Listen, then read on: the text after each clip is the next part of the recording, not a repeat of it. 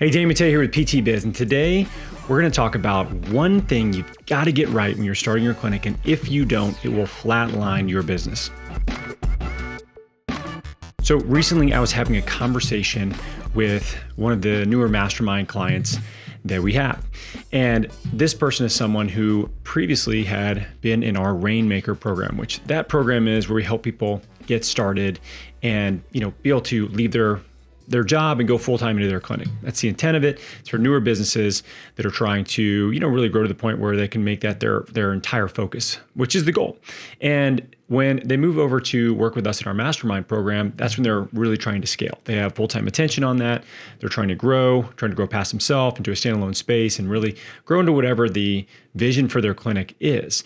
And this person was on one of the calls that I do on an ongoing basis. And one of the things we were talking about was the importance of defining their niche, of getting really clear on who they were trying to work with.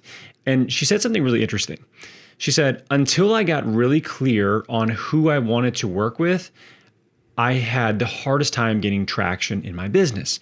And as soon as she defined who that ideal person was and started to create content for that individual, as well as do workshops for that individual and spend time in person as well as digitally in places that are congregation points like Facebook groups with that target audience and where they are located, all of a sudden her schedule exploded. And this is something that I've talked about a number of times, but I think it's really, really important as a core tenet of these businesses that you understand that you have to be a niche specialist, at least when you're getting started.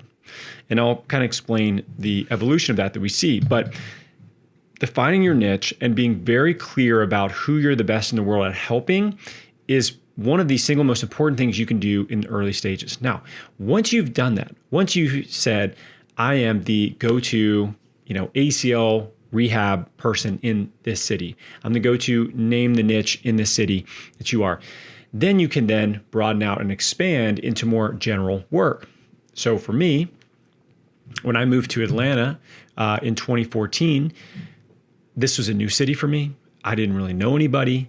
We didn't have deep roots here. I had been bouncing around in the military, and no one knew if I was any good at my job, if I was a decent clinician or not. Like, it just that reputation that you build doesn't transfer with you whenever you make a big move like that to a new area. So it was starting from scratch, right? But I did get some great advice from a mentor of mine who said, look, focus on the people you can help, right? Like, stick to that.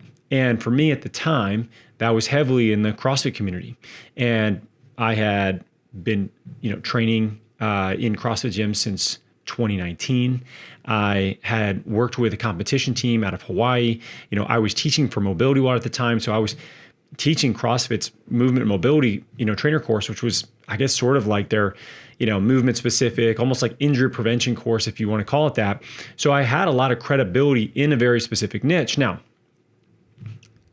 that's not the group that I probably had the most experience with, because runners are actually who I had the most experience with, because in the military, we see a massive percentage of the injuries we see are running related. It's a running related culture. I mean, I've seen so many running related injuries, it's not even funny. But that wasn't the niche that I picked, because I felt like I actually enjoyed working with the CrossFit community more than I did the runners, right? So either would have worked. And now the, Athletes Potential, the clinic that I started, they work with tons of runners, right? But the evolution happens after you dominate a niche. So let me talk about that for a second, and how if you're sort of struggling and you're seeing mediocre momentum and traction in your business, it might be that you're not doing a good enough job really narrowing down who you help the most and crafting your marketing message to that, your digital footprint to that, your in-person time that you're allocating. All of that really should be going towards supporting that niche and showing that niche that you can really help them and what their problems are. So there's really three things that go into defining this. So number one is, do you have the requisite skill set to be able to help that group? Okay, so for me, let's look at CrossFit. Did I understand it? Yes. Was I, familiar with the sport and the training methodology? Absolutely. Did I feel comfortable if a CrossFitter walked into my gym or into my office that I could help them get back into the gym? I would take that bet, right? Like, that's kind of how you have to look at it. Can you help them?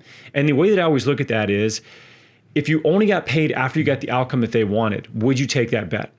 Because if the answer is no, then I probably wouldn't pick that niche, right? Like for me, if I saw, I don't know, like if it was a postpartum, pelvic floor issue, I would not take that bet. Like that's not my wheelhouse. I didn't have a lot of experience with that.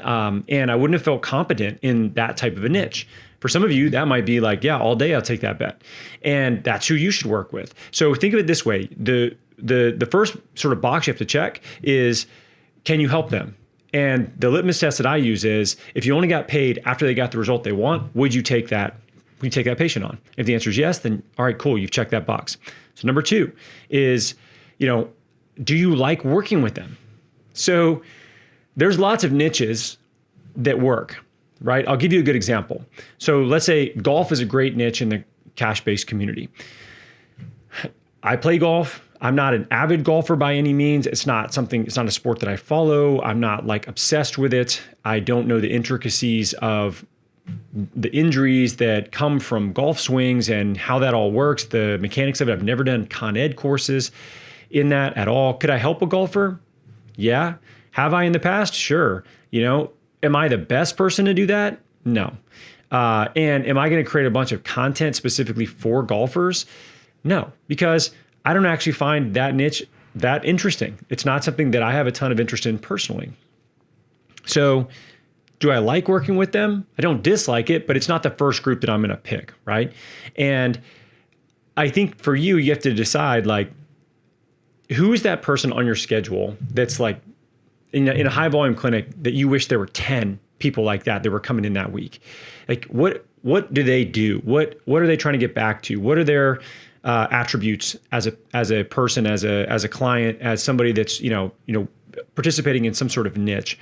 And that is going to give you a better idea of who you should work with. Because if you can help those people and you get a lot of enjoyment out of working with them, the energy level it's going to take for you to get motivated to really be locked in to help them resolve an injury and get past these challenges that they have.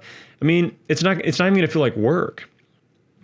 It's going to feel like fun. You're going to have probably more energy because you get to be a part of this community that you like so much. And not only are you part of it, but you're a big part of helping people continue to participate in that. And it's a great place to be. So the people that you like, it's really important that you pick a niche that you like and that you can help. Because if you can do those two things, you're going to be in a far better place than if you're trying to pick a niche you think, yeah, maybe this works better in a cash-based clinic, but you don't actually have the skill set to help them, and you don't even really like working with them.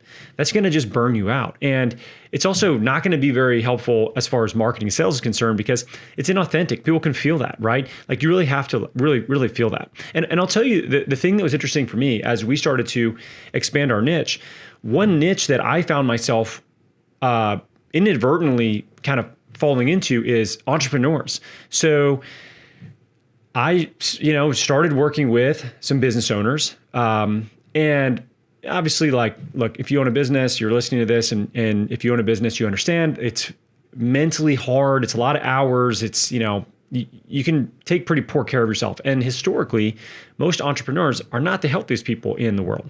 So for me, I would see, a couple here and there. For other things, they were usually like running, or maybe they were doing CrossFit or something. And next thing you know, I would see friends of theirs that they knew from, business networking groups and entrepreneur groups. And before you knew it, I was seeing 15 to 20 entrepreneurs on a recurring basis. This was like continuity visits for me. They were coming back in 1 or 2 times a month to check in. They wanted me to be a part of quarterbacking their health and wellness. They wanted to get hands-on work done. They wanted to start to correct some of the problems that they, created over years and years of just, bad positioning at a desk, a lot of flights, a lot of, just poor sleep and poor lifestyle habits. And, and for me, I didn't think that was a niche that I would kind of like try to build out, but I really enjoyed working with that community. I really could relate to them. It was an enjoyable visit for me, and I would always really look forward to that. And it almost felt like I wasn't even working when I had a chance to work with those folks. So this is an important thing to keep in mind is just the energy level you get from working with the right people is fantastic. And sometimes maybe you don't even realize which niche you like the most.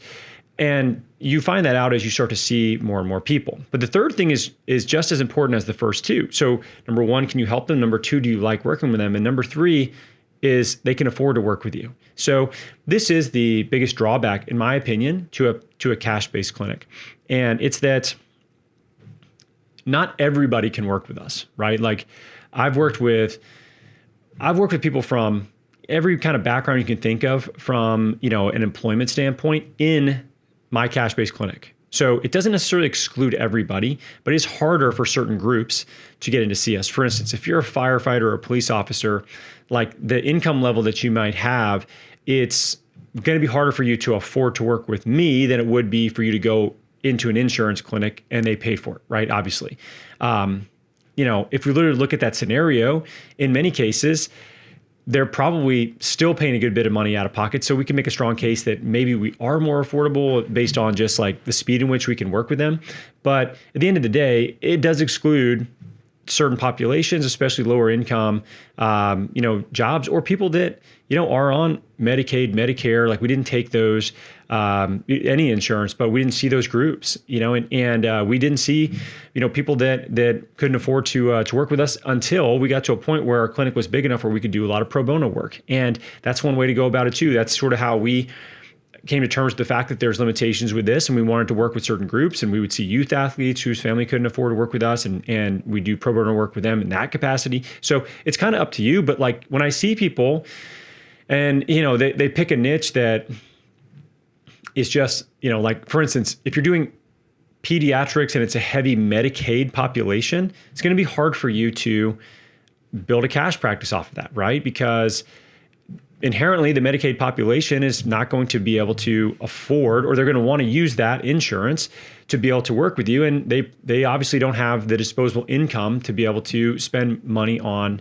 cash-based physical therapy, for many different reasons. And so you might really be able to help that population. You may really like working with them, but if they can't afford it, then it doesn't support the business. And there's a saying that my wife, she worked for this group called Operation Homefront when we were in San Antonio, and they had a director of the state, and she was an interesting lady.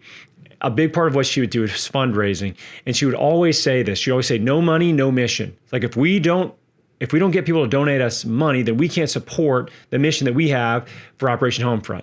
And I always found that to be such a great way of positioning it, because that was the truth, and that was a fantastic nonprofit that gave like 96 cents of every dollar would go to the mission, which is amazing, right? And they really, really were dependent on being able to do fundraising and to have people support them. When you look at our businesses, we are not a nonprofit, but we are very mission driven. We're very impact driven. And at the same time, we need revenue to be able to, pay for life, frankly, right? Like you have groceries and a mortgage and student loans and all this stuff. Like you have staff, you have overhead, you have benefits you want to be able to provide your people. And no money, no mission, right? Like without people paying you, you can't support your people or yourself. And that is a challenge that a lot of clinicians have to get over. But the third variable is very, very important. If they can't afford to work with you, then you're going to have a very, very hard time, because you may be so passionate about this group, but you can't, pay your bills if you don't have somebody that can afford to work with you in this capacity. So like I said, you can always do the pro bono side of things, and that's the way that we went about it.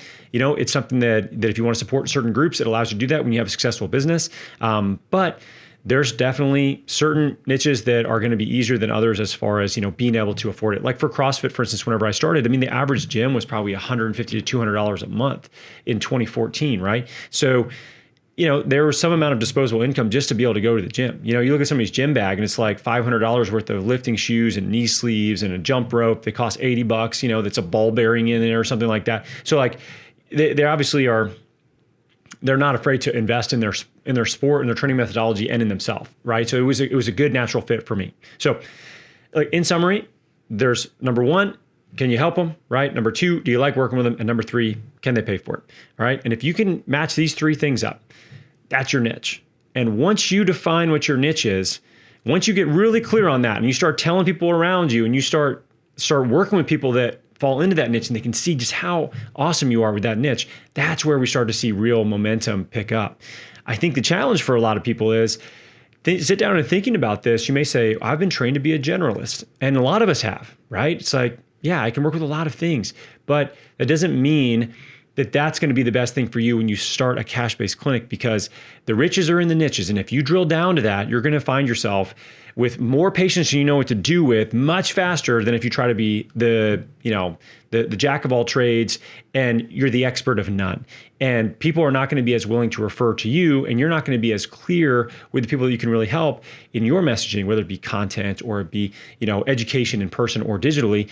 It narrows everything down and makes it so much easier. So if you're struggling in the early stages in particular of getting yourself to where you can go full-time into your business, this tends to be one of the most important things that we end up working with clients on, especially in our Rainmaker program. And if you are somebody who has just gotten started and you want actual coaching from coaches that are, running cash-based clinics, successful clinics across the country, and you want mentorship along with a proven plan of how we help people get full-time in their clinics and be able to get to the point where they leave their full-time job or part-time job and they're all in their clinics and they're on their way to scaling and growing, I would head over to physicaltherapybiz.com, take a look at it. You can learn more about our Clinical Rainmaker program. We have amazing coaches in there. We have a fantastic track record, and we've helped a lot of businesses get started and scale to where they can go full-time and leave their high-volume clinic job or their PRN job they have on the side. And that's a tough stage to go through. So if you're looking for support and some help, head there. You can learn all about it. As always, thanks so much for listening and watching, and I'll catch you in the next one.